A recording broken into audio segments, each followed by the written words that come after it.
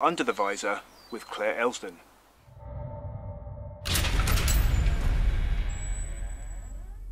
James Cargo Motorcycle Shipping sponsors Under the Visor. So I'm Claire Elsdon, and 2 years ago I set off on my little Suzuki DLZ to ride from London to Cape Town on my own. Why? Because I was been doing my job in the city for about 7 years, and I'd sort of lost my buttons, you'd have thought, for it. It was just, I was sort of drained of the life force, basically, and I wasn't sure what to do.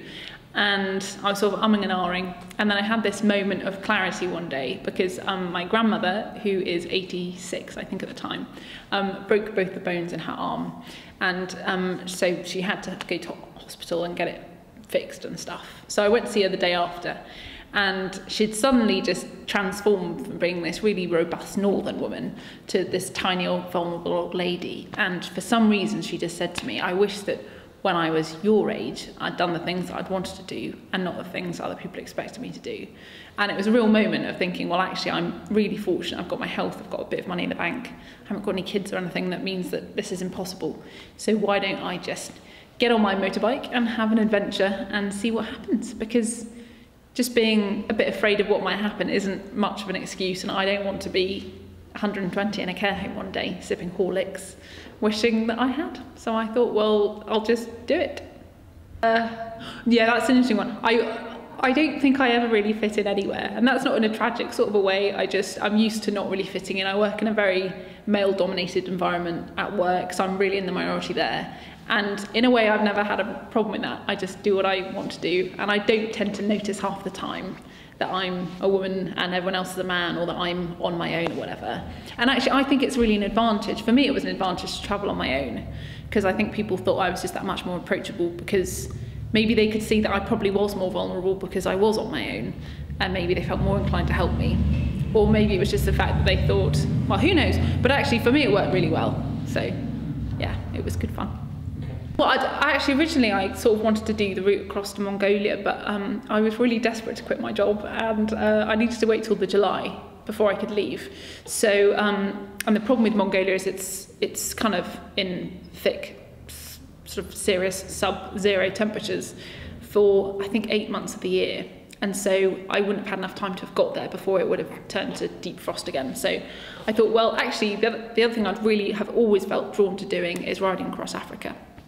So I thought, well, let's just go for it. And the East Coast route seemed to be a bit more travelled. So I thought, if I do get into situations, there's better chance of finding help and maybe other people who can speak English and that kind of thing. I don't speak French or Portuguese, so I just thought the West Coast might be a bit trickier. So that was the logic, really.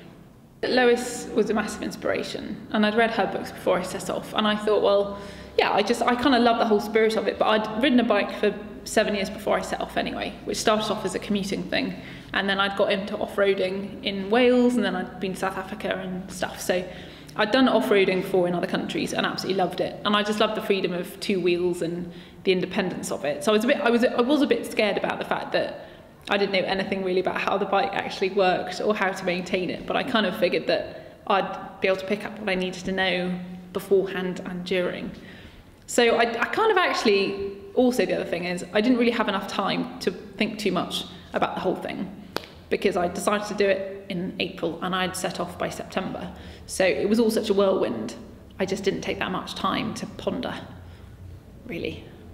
Well, it has been rather brutal, because I got back to London in April time. It was late April, and within about 2 weeks I got up to go to work one day and was going to ride my bike Susie to work, and she'd gone. So someone had cut through the chain attached to the wall anchor, and she'd just gone. So that was horrific, actually, because I'd never had a bike nick before, and I'd always planned on keeping that bike forever. Yeah, she is a Suzuki DLZ. She was blue, and the distinguishing features, she had a kickstart, which is pretty unusual.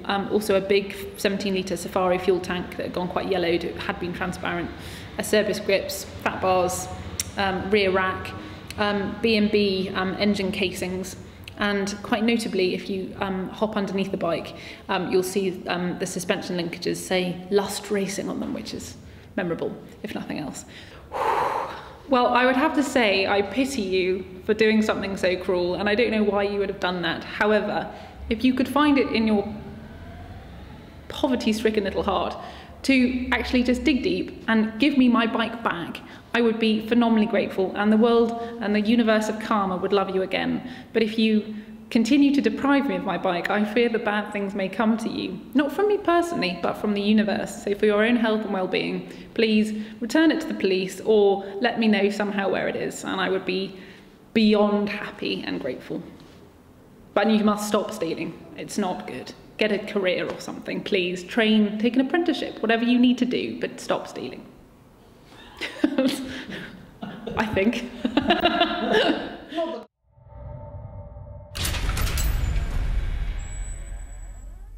James Cargo Motorcycle Shipping sponsors Under the Visor.